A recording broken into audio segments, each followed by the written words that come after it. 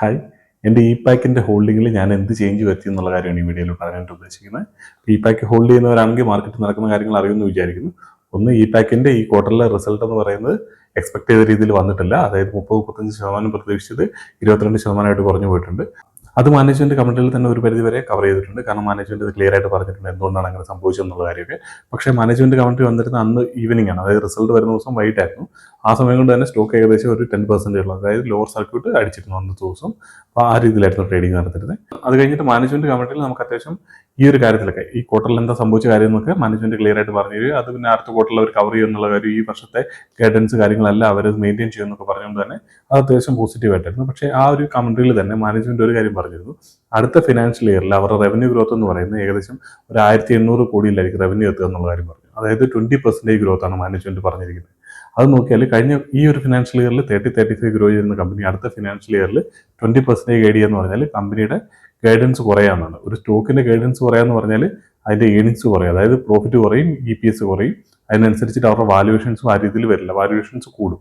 അപ്പോൾ അത് നോക്കുമ്പോൾ അത്ര ഒരു നല്ല അട്രാക്റ്റീവ് ആയിട്ടുള്ള ഇൻവെസ്റ്റ്മെന്റ് ആയിട്ട് പലർക്കും അത് ഫീൽ ചെയ്യില്ല. കാരണം 30-35% പ്രതീക്ഷിച്ച് ഇൻവെസ്റ്റ് ചെയ്ത ആളുകൾക്ക് 20% എന്ന് പറഞ്ഞാൽ ഭയങ്കരമായിട്ട് ഡൗൺ ഗ്രേഡ് ആവുകയാണ് ചെയ്യുന്നത്. അപ്പോൾ അതുകൊണ്ട് തന്നെ അത് സ്റ്റോക്കിന് അത്ര നല്ല കാര്യമല്ല.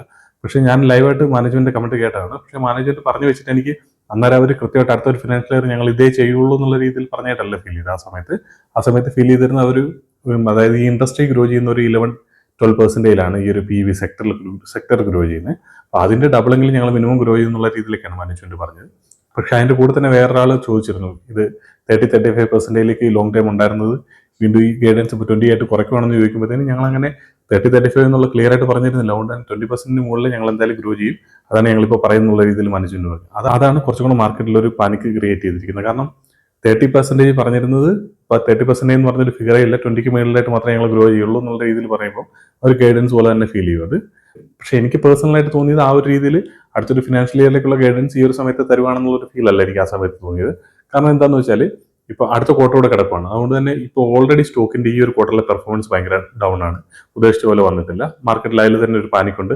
പിന്നെ ഈ ഒരു കമ്മിറ്റി മാനേജ്മെന്റിന്റെ ഡിസ്കഷൻ നടക്കുന്ന സമയത്ത് തന്നെ സ്റ്റോക്ക് ഞാൻ പറഞ്ഞ പോലെ ഈ പറഞ്ഞ ലോവർ സർക്യൂട്ട് അടിച്ച് നിൽക്കുകയാണ്, 10% ഡൗൺ ആണ്. അപ്പോൾ മാർക്കറ്റിൽ മൊത്തത്തിൽ ഒന്നാമത്തെ മാർക്കറ്റ് സെന്റിമെന്റ് തന്നെ നെഗറ്റീവാണ്, സ്റ്റോക്ക് താഴേക്ക് വന്നുകൊണ്ടിരിക്കുകയാണ്. അതിന്റെ കൂട്ടത്തിൽ റിസൾട്ടിന് ശേഷവും സ്റ്റോക്ക് താഴേക്കാണ്. ആ ഒരു സമയത്ത് നിൽക്കുന്ന സമയത്ത് മാനേജ്മെന്റ് വന്നിട്ട് വീണ്ടും അടുത്തൊരു ഫിനാൻഷ്യൽ ഇയറിൽ അതും ഇനിയിപ്പോൾ ഒരു ക്വാർട്ടർ റിമൈൻ ചെയ്യുവാണ്. സോ അതുകൊണ്ട് തന്നെ ഇപ്പോഴേ അതിന്റെ ഗൈഡൻസ് തരേണ്ട ആവശ്യമില്ല. പ്രത്യേകിച്ച് ഇങ്ങനെ ഒരു മോശമായിട്ടുള്ള ഒരു ഡൗൺ ഗ്രേഡ്, അവരുടെ ഗ്രോത്തിനെ ഡൗൺ ഗ്രേഡ് ചെയ്യുന്ന ടൈപ്പ് ഓഫ് ഒരു കമന്റ് അവർക്ക് ഇപ്പോഴേ പറയേണ്ട ആവശ്യമില്ല. കാരണം അടുത്ത ക്വാർട്ടറിൽ ഇപ്പോൾ ഇൻ കേസ് അവർ ചോദിച്ചാലും നമുക്ക് അടുത്ത ക്വാർട്ടറിലേക്ക് ഇത് ക്ലിയർ ആയിട്ട് പറയാമെന്നുള്ള രീതിയിൽ പറഞ്ഞാൽ മതി. അതുകൊണ്ട് തന്നെ അവർ ഇന്റൻഷണൽ ആയിട്ട് പ്ലാൻ ചെയ്ത് അടുത്ത ക്വാർട്ടറിലെ ഗൈഡൻസ് ഇതാണെന്ന് പറഞ്ഞതായിട്ട് എനിക്ക് ഫീൽ ചെയ്യുന്നില്ല. പക്ഷെ മാർക്കറ്റിൽ ഇപ്പോൾ എന്തായാലും ഉള്ള കാര്യം എന്ന് വെച്ചാൽ മാനേജ്മെന്റ് പറഞ്ഞനുസരിച്ചിട്ട് അടുത്ത ഫിനാൻഷ്യൽ ഇയറിൽ അവർ 20% ഗ്രോ ചെയ്യുമെന്നുള്ളതാണ്. അതുകൊണ്ട് തന്നെ മാർക്കറ്റിൽ നല്ല രീതിയിൽ ഇൻവെസ്റ്റേഴ്സ് പാനിക് ആയിട്ടുണ്ട്. സോ അതിന്റെ ഒരു പാനിക്ക് ഇന്നും നമുക്ക് സ്റ്റോക്കിൽ കാണാനായിട്ട് പറ്റും. ഏകദേശം 10%ഓളം ഡൗൺ ആണ്, അതായത് ലോവർ സർക്യൂട്ടിലാണ് സ്റ്റോക്ക് ഇന്ന് ട്രേഡ് ചെയ്യുന്നത്. അതുകൊണ്ട് തന്നെ മൊത്തത്തിൽ ഈ ഒരു പാക്കിൽ ഇൻവെസ്റ്റ് ചെയ്തിരിക്കുന്ന ആൾക്കാർ മൊത്തത്തിൽ കൺഫ്യൂസ്ഡ് ആയിട്ടുണ്ട്. എന്നെ സംബന്ധിച്ച് പറയുകയാണെങ്കിൽ ഞാൻ ഈ ഒരു സ്റ്റോക്കിൽ അല്ലെങ്കിൽ എൻ്റെ പോർട്ട്ഫോളിയോയിൽ എന്തെങ്കിലും ചേഞ്ച് വരുത്തും എന്നുള്ള കാര്യമാണ് ഞാൻ പറയാനായിട്ട് ഉദ്ദേശിക്കുന്നത്. എൻ്റെ ടോട്ടൽ പോർട്ട്ഫോളിയോയുടെ ഏകദേശം 3.5-4% ആണ് എനിക്ക് PEB സെക്ടറിൽ ഇൻവെസ്റ്റിംഗ് ഉള്ളത്. അത് ഞാൻ ഇ പാക്ക് എന്ന് പറഞ്ഞ ഒരു കമ്പനിയിലല്ല ഇൻവെസ്റ്റ് ചെയ്തിരിക്കുന്നത്. ഞാൻ 2 കമ്പനികളിൽ ഇൻവെസ്റ്ററാണ്. ഒന്ന് ഇന്റർആർച്ചിലും അതേപോലെ തന്നെ ഇ പാക്കിലും, രണ്ടിലും ഇൻവെസ്റ്റ് ചെയ്തിരുന്നു. ഞാൻ അന്ന് സംസാരിച്ച സമയത്ത് പറഞ്ഞിരുന്നു ഈ 2 കമ്പനി ഏകദേശം ഒരേപോലെ തന്നെയാണ് ഫീൽ ചെയ്യുന്നത്. 2 കമ്പനികൾക്ക് നല്ല ഗ്രോത്ത് പൊട്ടൻഷ്യൽ ഉണ്ട്, രണ്ടുപേരും നല്ല രീതിയിൽ ഗ്രോ ചെയ്യുന്നുണ്ട്. ഒരു കമ്പനി ഒരു കാര്യത്തിൽ മുന്നിലാണെങ്കിൽ വേറൊരു കമ്പനി വേറെ സൈഡിൽ മുന്നിലായിട്ട്, അത് രണ്ടുപേരും ഒരേ സമയത്ത് നല്ല രീതിയിലാണ് ഗ്രോ ചെയ്തുകൊണ്ടിരിക്കുന്നത്. അതുകൊണ്ട് തന്നെ ഇവരിൽ ആരായിരിക്കും ഇനി ഈ ഒരു റേസിൽ വിൻ ചെയ്യാന്നുള്ള കാര്യം നമുക്ക് പറയാൻ പറ്റില്ല. അപ്പോൾ അതുകൊണ്ട് തന്നെ അടുത്ത ക്വാർട്ടറുകൾ വെയിറ്റ് ചെയ്യേണ്ടതായിട്ടുണ്ട്. അതിനകത്ത് നന്നായിട്ട് പെർഫോം ചെയ്യുന്ന ആൾ ഏറ്റവും നന്നായിട്ട് റിട്ടേൺ ജനറേറ്റ് ചെയ്യും. അതുകൊണ്ട് തന്നെ ഈ 2 കമ്പനികളിൽ ഞാൻ ഇൻവെസ്റ്റ് ചെയ്തിട്ടുണ്ടായിരുന്നു. എൻ്റെ ഒരു ഇൻവെസ്റ്റ്മെന്റ് അപ്പോൾ അതുകൊണ്ട് തന്നെ ഈ 2 കമ്പനിയിൽ ഏകദേശം സെയിം എമൗണ്ട് തന്നെയാണ് ഇൻവെസ്റ്റ് ചെയ്തിരുന്നത്. അത് നോക്കിയാൽ ഏകദേശം 1.7-1.8% ആണ് എൻ്റെ മൊത്തം പോർട്ട്ഫോളിയോയുടെ ഒരു സ്റ്റോക്കിൽ ഇൻവെസ്റ്റ് ചെയ്തേക്കുന്നത്. അങ്ങനെയാണ് ഏകദേശം 3.5-4% മൊത്തം പോർട്ട്ഫോളിയോയുടെ ഈ PEB സെക്ടറിൽ ഇൻവെസ്റ്റ് ചെയ്തേക്കുന്നത്. അതുകൊണ്ട് തന്നെ എൻ്റെ പോർട്ട്ഫോളിയോയുടെ വളരെ ചെറിയൊരു പെർസെൻറ്റേജ് മാത്രമേ ഉള്ളൂ ഈ PEB സെക്ടറിൽ ഇ പാക്കിൽ കിടക്കുന്നുള്ളൂ. ഇൻ കേസ് ഇ പാക്കിൽ വളരെ നെഗറ്റീവായിട്ട് വന്നാലും ഈ ഒരു സെക്ടറിൽ ഇൻവെസ്റ്റ് ചെയ്യാൻ സാധ്യതയുള്ള ആൾക്കാർ ഇനി ഒരു പക്ഷേ ഇന്റർആർച്ചിന്റെ റിസൾട്ട് നല്ലതായിട്ടാണ് പോകുന്നതെന്നുണ്ടെങ്കിൽ കൂടുതലായിട്ട് ഇൻവെസ്റ്റ്മെന്റ് അങ്ങോട്ടേക്ക് വരുള്ളൂ. അതുകൊണ്ട് തന്നെ ആ രീതിയിൽ എൻ്റെ കുറച്ച് റിസ്ക് കവേർഡ് ആണ്. അതിനകത്ത് ഇന്റർആർച്ചും ഓൾറെഡി ഞാൻ ഹോൾഡ് ചെയ്യുന്നതുകൊണ്ട് തന്നെ. പിന്നെ തന്നെയല്ല ഈ 1.75% എന്നൊക്കെ പറയുന്നത് ഞാൻ ആ റിസ്ക് എനിക്ക് അത്ര എൻ്റെ പോർട്ട്ഫോളിയോയിലെ വലിയൊരു ഫിഗർ അല്ല. അതുകൊണ്ട് തന്നെ എനിക്ക് മാനേജ് ചെയ്യാൻ പറ്റുന്ന ഒരു റിസ്ക്കേ ഉള്ളൂ ഈ സ്റ്റോക്കിൽ വരുന്നുള്ളൂ. അതുകൊണ്ട് തന്നെ ഞാൻ ഇതിനകത്ത് ഒന്നും കട്ട് ചെയ്തിരുന്നില്ല. ഞാൻ അടുത്ത ക്വാർട്ടറിന്റെ റിസൾട്ടിന് വേണ്ടിയാണ് വെയിറ്റ് ചെയ്യുന്നത്. എനിക്ക് മാനേജ്മെന്റ് കമന്ററിയിൽ നിന്ന് ഈ ഒരു ക്വാർട്ടറിലെ പെർഫോമൻസ് ഏതായാലും ഒരു ടെമ്പററി ആയിട്ടുള്ള ഇവന്റ് ആണ് ഫീൽ ചെയ്തിരുന്നു.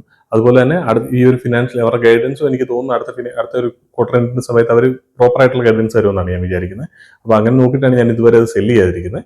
പിന്നെ വല്ല റിസ്ക് ഞാൻ ഓൾറെഡി എനിക്ക് അക്സെപ്റ്റ് ചെയ്യാൻ പറ്റുന്ന ടൈപ്പ് ഓഫ് റിസ്ക് മാത്രമേ ഈ സ്റ്റോക്കിലുള്ളൂ. അപ്പോൾ അടുത്ത ക്വാർട്ടറിന്റെ റിസൾട്ട് ആണ് ഏറ്റവും ഇമ്പോർട്ടന്റ് ആയിട്ട് എനിക്ക് ഫീൽ ചെയ്യുന്നത്. അടുത്ത ക്വാർട്ടറിൽ ഈ കമ്പനി കൃത്യമായിട്ട് 35 to 50% ഗ്രോത്ത് വന്ന് എന്നിട്ട് ഓവറോൾ അവരുടെ ഗൈഡൻസ് ആയിട്ടുള്ള 1500 to 1550 കോടി റവന്യൂ അച്ചീവ് ചെയ്യുകയും അതിനുശേഷം ആ സമയത്ത് മാനേജ്മെന്റ് വന്നിട്ട് വീണ്ടും നമ്മുടെ കമന്റ് പ്രോപ്പർ ആയിട്ടുള്ള അവരുടെ ഗൈഡൻസ് എന്തെന്നുള്ള കാര്യം ക്ലിയർ ആയിട്ട് പറയുകയും ചെയ്തു കഴിഞ്ഞാൽ അതൊരു 30% മുകളിലെങ്കിലും ഉണ്ടെങ്കിൽ ഞാൻ വീണ്ടും ഈ സ്റ്റോക്കിലേക്ക് ആഡ് ചെയ്യാനായിട്ടാണ് ഉദ്ദേശിക്കുന്നത്. അതല്ല ആ സമയത്ത് ഈ രണ്ട് കാര്യങ്ങൾ നടന്നല്ലോ. അതായത് സ്റ്റോക്കിന്റെ പെർഫോമൻസ്, അതായത് Q4ന്റെ റിസൾട്ട് കൃത്യമായിട്ട് വന്നില്ല, ഈ 30% 35% മുകളിലൊന്നും എത്താതെ പെർഫോമൻസ് താഴേക്ക് പോവുകയാണ് Q4ലെങ്കിൽ ഞാൻ എക്സിറ്റ് ചെയ്യും. എന്റെ കംപ്ലീറ്റ് ആയിട്ടുള്ള സ്റ്റോക്ക് ഹോൾഡിംഗ് ഞാൻ എക്സിറ്റ് ചെയ്യും. അതേപോലെ തന്നെ ഈ പറഞ്ഞ മാനേജ്മെന്റ് ഗൈഡൻസ് ആണെങ്കിൽ ഈ പറഞ്ഞ 30% മുകളിലേക്ക് അവർ ഗൈഡ് ചെയ്യുന്നില്ല, വീണ്ടും 20% തന്നെയാണ് പറയുന്നതെന്നുണ്ടെങ്കിൽ ഞാൻ എക്സിറ്റ് ചെയ്യും. സോ ഇത് രണ്ടും ഒരുപോലെ തന്നെ സംഭവിക്കുന്നതാണ്. അതായത് അടുത്ത ക്വാർട്ടറിൽ നന്നായിട്ട് പെർഫോം ചെയ്യാൻ വേണം, അതിന്റെ കൂടെ തന്നെ ഈ ഗൈഡൻസ് അവർ മെയിൻറ്റെയിൻ ചെയ്യുകയും വേണം. അതങ്ങനെ ചെയ്യുന്നില്ല എന്നുണ്ടെങ്കിൽ ഞാൻ എന്തായാലും ഈ സ്റ്റോക്കിൽ നിന്ന് കംപ്ലീറ്റ് ആയിട്ട് എക്സിറ്റ് ചെയ്യും. പിന്നെ അതുപോലെ തന്നെ ഞാൻ ഈ 2% താഴെ ഇപ്പോൾ ഹോൾഡിംഗ് ഉള്ളതെന്ന് പറയില്ലേ, അതിപ്പം ടോട്ടൽ ഇപ്പോൾ ഈ 3.5-4% PV സെക്ടറിലുള്ളത് മൊത്തം എൻ്റെ ഈ പാക്കിലായിരുന്നു ഞാൻ ഹോൾഡ് ചെയ്യുന്നിരുന്നെങ്കിൽ ഞാൻ എന്തായാലും അത് സെല് ചെയ്തിട്ട് ഇപ്പോൾ ഒരു 1% താഴെ എത്തിച്ചേനെ.